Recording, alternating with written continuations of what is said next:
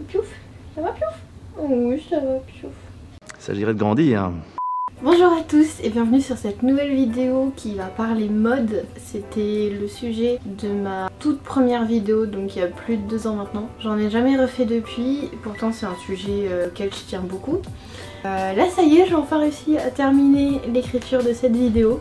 On va parler donc de la maison Dior, qui est un peu le symbole du chic, de l'élégance français. C'est une maison couture qui me tient très à cœur, on va dire. Quand j'étais gamine, on avait été à Granville où on a visité sa maison d'enfance. Et c'est devenu le musée Christian Dior. Du coup là-bas il y avait une exposition avec plein de super belles robes des années 50, des robes de soirée, c'était... Oui, enfin ça date pas d'hier, hein. Ça m'a fait rêver. C'est à partir de là que j'ai commencé à vraiment me passionner pour la mode, le costume et la haute couture. Il y a pas très longtemps aussi, il y a un film qui est sorti le 2 novembre dernier qui s'appelle Une robe pour Mrs. Harris et que j'avais été voir au cinéma. Ça se passe en grande partie dans la maison Dior pendant les années 50. Donc de quoi faire rêver, c'est sûr, déjà dit comme ça. Vraiment j'avais adoré, c'était un super moment. Je vais vous en parler un petit peu plus tard dans la vidéo. C'est une vidéo qui va être un petit peu plus longue que celle de d'habitude. C'est une vidéo tellement longue en fait que finalement je l'ai divisée en 2 parties, donc voici la première et la deuxième je l'ai sortie en même temps que celle-ci, donc n'hésitez pas à aller la voir juste après. On va parler de l'univers de Dior, de son ascension, de ses inspirations, de la vie des mannequins et plein d'autres choses. Alors c'est parti, pénétrons dans les coulisses de cette maison qui a fait renaître le chic français.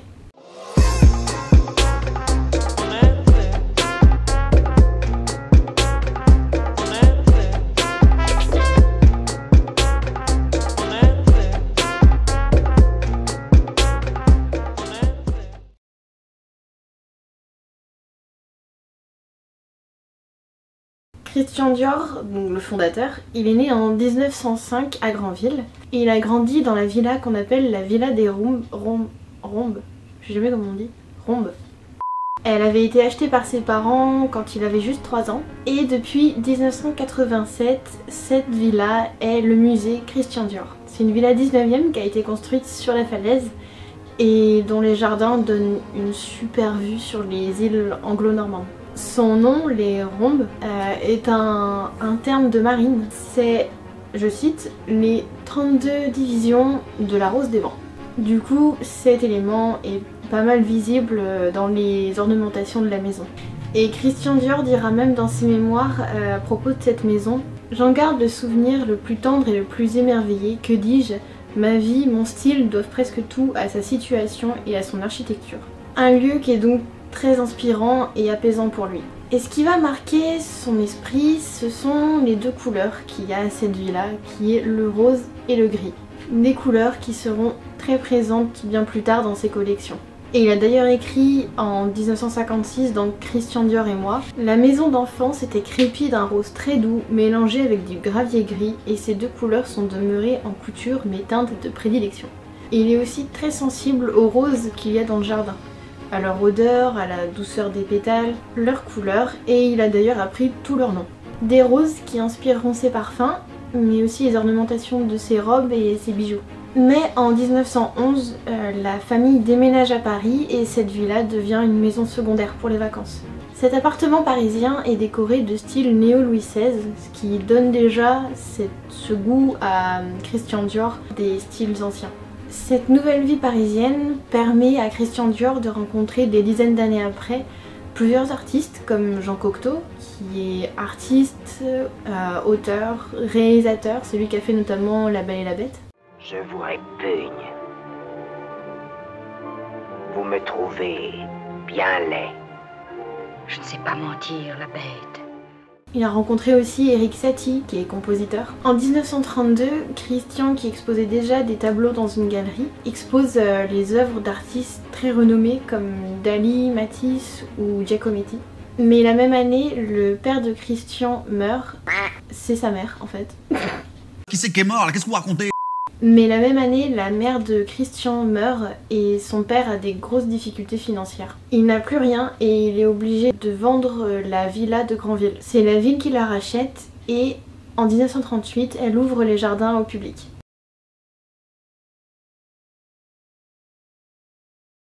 De 1935 aux années 40, Christian doit aider financièrement sa famille. Donc pour ça, il réalise des dessins de mode qu'il signe T. Dior ou Tian Dior, notamment pour des couturiers ou pour des illustrations dans le Figaro. Puis il devient modéliste pour le couturier Robert Piguet. Donc ce métier consiste à réaliser à partir d'un dessin le prototype d'un vêtement. Et c'est là qu'il découvre avec très grande attention la création des robes, des dessins au défilé. À la base, Christian Dior voulait être architecte, mais ses parents ont refusé ce projet. Mais d'une certaine façon, il s'y retrouve dans la couture en mettant en valeur les formes des femmes. 1941 est une date qui va être très importante dans l'histoire de Christian Dior, puisque c'est là qu'il va commencer à travailler pour le couturier Lucien Lelon. Alors qu'il commence à avoir une vie plutôt confortable, il rencontre Lucien Boussac. C'est Robert en fait, c'est Marcel. Il rencontre Marcel Boussac qui lui propose de reprendre son industrie qui déclinait fortement. Le bateau coule, on a déjà les pieds dans l'eau. Mais Christian Dior refuse. Il veut faire renaître la qualité de couture d'avant-guerre en créant sa propre maison qu'il veut petite avec peu d'ateliers. Lol.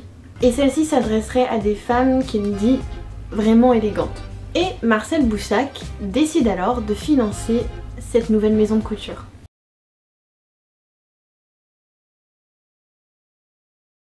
C'est ainsi qu'en 1946, Christian Dior fonde sa propre maison de couture. Elle est installée dans un hôtel particulier au 30 avenue Montaigne et elle y est toujours. Le décor qui est créé est de style Léo-Louis XVI. Le décor qui est créé est de style néo-Louis XVI. Voilà, ça reprend le style qu'il y avait dans son appartement parisien familial. Il voulait quelque chose qui exprime vraiment l'élégance française, mais qui n'est pas non plus tape à l'œil pour laisser place au modèle au moment des défilés. Mais en s'agrandissant, ce qui va arriver très vite, il va acheter des appartements et immeubles mitoyens. En 1954, la maison Dior fera 5 immeubles avec plus de 1000 employés répartis dans 28 ateliers. Une petite maison, ouais. Mais pour l'instant, là, on en est qu'au début, et 2 mois après l'inauguration de la maison, le 12 février 1947, il présente sa toute première collection qui va le rendre immédiatement célèbre et va marquer la haute couture française. En effet, lors du défilé, le salon est plein à craquer alors qu'en plus il avait volontairement pas fait de campagne de pub pour sa maison. Et lorsque le défilé s'est terminé, les modèles ont été très fortement applaudis. Un moment que Christian Dior considère comme le plus heureux de sa vie. Ah, bah là ça va mieux. Après ce défilé, une journaliste américaine du Harper's Bazaar, pas facile à dire. Une journaliste américaine du Harper's Bazaar parle de cette collection comme d'un new look, et ce terme restera, cette collection est la collection new look. Et celle-ci se fait d'ailleurs très vite connaître en dehors de la France, notamment en Italie, en Australie et aux États-Unis, que des pays en I. Christian Dior réalise alors des collections exclusives pour les États-Unis, et ce dès 1947. Bah vous n'avez pas perdu de temps, hein. Et c'était un nouveau challenge parce qu'il devait s'adapter à cette clientèle qui avait des habitudes un peu différentes puisqu'ils avaient déjà l'habitude du prêt-à-porter. Du coup, il réalisait plus de robes de cocktail, du soir, de cabaret, plus que de robes de jour. Et c'est là-bas, dès sa première année 1947, que Christian Dior reçoit l'Oscar de la mode. Excusez-nous, ce créateur a ouvert sa maison seulement 7 mois avant, il a présenté un seul défilé et qu'il se passe tout ça d'un coup. Chapeau. Pourtant, cette collection a pas mal choqué puisqu'elle nécessitait beaucoup de tissus alors que le pays s'était à peine redressé de la guerre et qu'il y avait encore beaucoup de séquelles. Pour une robe Dior, il fallait 26 mètres de tissu, que d'ordinaire il en fallait 3. C'est un scandale, hein. Mais ce que voulait Dior, c'était aussi passer à autre chose après la guerre, les restrictions, les tickets de rationnement et les privations qui ont aussi eu un impact sur la couture. Il voulait à nouveau faire rêver, faire renaître le savoir-faire et la couture. Et petite anecdote, lors d'un shooting pour une des robes du défilé, la mannequin s'est fait agresser par des passantes. Dior a créé une nouvelle mode scandaleuse, mais idéalisée en même temps, et c'est finalement ce qui va plaire. La silhouette qu'il donne aux femmes devient une référence, et cette ligne devient un modèle. C'est essentiellement la ligne en 8 et la ligne Corolle qui ont été retenues de sa première collection, et qui auront une grande influence par la suite. La ligne en 8 met en valeur la gorge et les épaules et galbe les formes, et la ligne corolle, quant à elle, elle resserre la taille, corsette l'estomac et amplifie la jupe, avec beaucoup de tissu. Le fameux ensemble barre en est un exemple parfait. Je connais celle-là. Si, je la connais, tout le monde la connaît. Cet ensemble bar a d'ailleurs été réimaginé au fil des années au sein de cette maison, notamment lors du défilé automne-hiver 2012, avec le manteau bar en cachemire que je trouve sublime. Christian Dior dira de l'élégance qu'elle doit être un équilibre de simplicité, d'attention, de naturel et de distinction.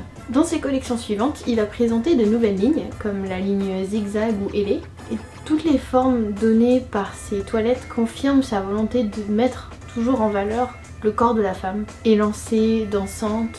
Et Dior instaure aussi des codes dans les toilettes comme il pouvait y en avoir dans le passé. Port du chapeau, talons aiguilles, boléro, jupe qui se rallonge, taille resserrée, robe de jour, robe du soir, robe de cocktail. Mais ces codes et nouvelles formes contraignent la façon de se tenir et la démarche des femmes.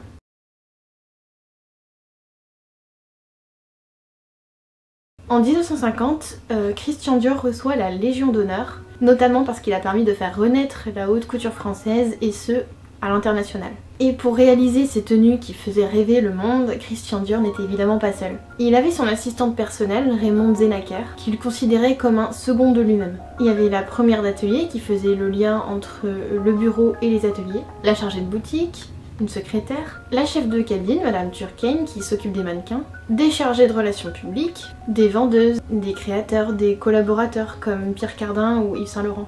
100 à 200 heures de travail étaient nécessaires pour réaliser une tenue. Et pour certaines robes du soir assez élaborées, il pouvait y avoir jusqu'à 300 heures de travail dessus. En même temps, tu sais, travailler dans l'urgence, ça peut être très intéressant. Après que Dior ait dessiné une robe, le modèle en toile se réalisait. Donc vous vous souvenez, c'était le travail que faisait Christian Dior quand il était modéliste. Bon, fallait déjà que l'ouvrière arrive à décrypter son dessin, parce qu'il laissait très peu de détails de confection. Donc elle dispose la toile sur le mannequin et doit souvent faire plusieurs essais jusqu'à ce que ça convienne. La toile est ensuite montée et elle indique les emplacements de couture, d'encolure, emmanchure, de boutonnière, etc. Un prototype est ensuite réalisé et s'il est validé, la confection finale peut se faire. Et en plus de ça, bien souvent, il faut réaliser des broderies de tissus, de strass, de plumes, de sequins et j'en passe. Dior choisissait ses tissus en fonction de leur maintien, de l'effet qu'ils donnaient. Le tissu devait correspondre à la forme que Dior voulait créer. Pour lui, il valait mieux réaliser les robes simples dans un tissu complexe et les robes les plus somptueuses dans un tissu assez simple. Christian Dior a un faible pour le rouge, qu'on va d'ailleurs nommer le rouge Dior, mais aussi pour le gris et le rose poudré, comme on a vu au début. C'est des couleurs douces qui s'associent parfaitement. Ces couleurs sont d'ailleurs devenues mythiques et font partie des codes de la maison Dior. Parmi ces codes de la maison, il y a par exemple l'étoile. Pour la petite anecdote, Christian a trouvé une petite étoile en fonte dans la rue alors qu'il allait rejoindre Marcel Boussac, qui a accepté son offre pour l'aider à ouvrir sa maison de couture. Alors là, du coup, pour lui, c'est devenu un porte-bonheur. C'est assez curieux de se dire que les hasards, les rencontres forgent une destinée. Et on retrouve d'ailleurs cette petite étoile sur le sommet du bouchon des premiers flacons Miss Dior. Un autre élément aussi auquel on pense moins, qui fait partie des codes, c'est l'imprimé panthère. C'est un jour, une de ses mannequins, Mitza, est arrivée au salon avec un foulard imprimé panthère noué autour du poignet, et ça l'a inspiré. Il a réutilisé ce motif pour des robes, pour des manteaux, pour de la lingerie même, et il a été repris par les créateurs qui ont suivi dans cette maison. Le canage est aussi mythique chez Dior. C'est une technique particulière de tissage de fond de siège et de fauteuil. Et pour ça, il a sûrement été inspiré par du mobilier qu'il a pu voir ou avoir. Oui. Ce motif a été repris pour des bijoux, des flacons de parfum ou même de rouge à lèvres. C'est aussi le motif qu'il y a sur le sac Lady Dior qui a été créé en 1995. Si ce sac porte ce nom, c'est parce que Bernadette Chirac a offert ce nouveau-né de la maison Dior à Lady Diana et elle en a tout de suite recommandé après dans d'autres couleurs. C'est là qu'il est devenu mythique en devenant l'accessoire favori de Lady Diana. Un autre motif qui est mythique, c'est le nœud. En plus d'en mettre dans ses tenues, on le retrouve aussi sur des flacons comme celui de Miss Dior Le nœud que Christian Dior préfère, c'est le nœud Fontange. Un nœud qui, là encore, reprend une mode de siècles passés, notamment l'époque Louis XIV, Louis XV. À travers ses créations, Dior voulait faire rêver les femmes, leur procurer même du bonheur, comme d'ailleurs dans le film Une robe pour Mrs. Harris. Mais je vais en parler encore un peu plus tard.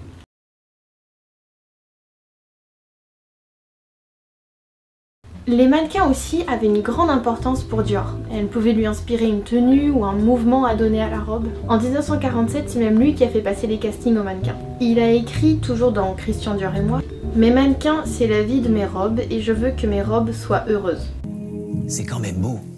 Ces jeunes femmes étaient présentes des premiers essayages jusqu'au défilé. Dans la maison, elles se baladaient toujours en blouse blanche jusqu'au moment de porter la création. La robe était confectionnée sur elle, c'est elle qui la portait jusqu'au bout du déroulé.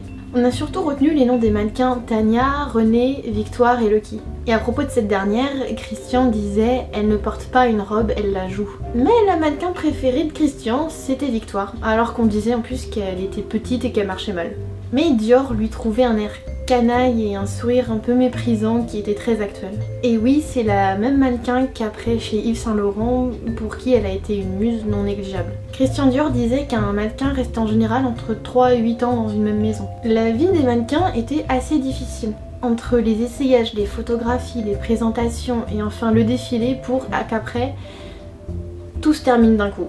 Lors d'un défilé, c'est le jour où il faut qu'elle rayonne. Et pour ça, c'est le branle-bas de combat dans les coulisses. Tous savent faire autour d'elle. Les chefs de cabine, les habilleuses, les coiffeurs, les tailleurs, les collaborateurs de Dior aussi, et les ouvrières qui ont les tenues complètes. Les mannequins défilent les unes après les autres en prenant le temps. Il n'y a pas de musique, il n'y a pas de mise en scène. Le numéro des créations qui défilent est donné à voix haute, avec le nom aussi de la tenue, et éventuellement aussi quelques détails comme le tissu utilisé. Un défilé dure environ 2 heures avec 200 tenues différentes. En fait, c'est comme pour un feu d'artifice. On commence doucement, et plus on approche de la fin, plus il y a des robes belles, sophistiquées, avec les robes de soir, les robes de gala, et le bouquet final, comme toujours, la robe de mariée.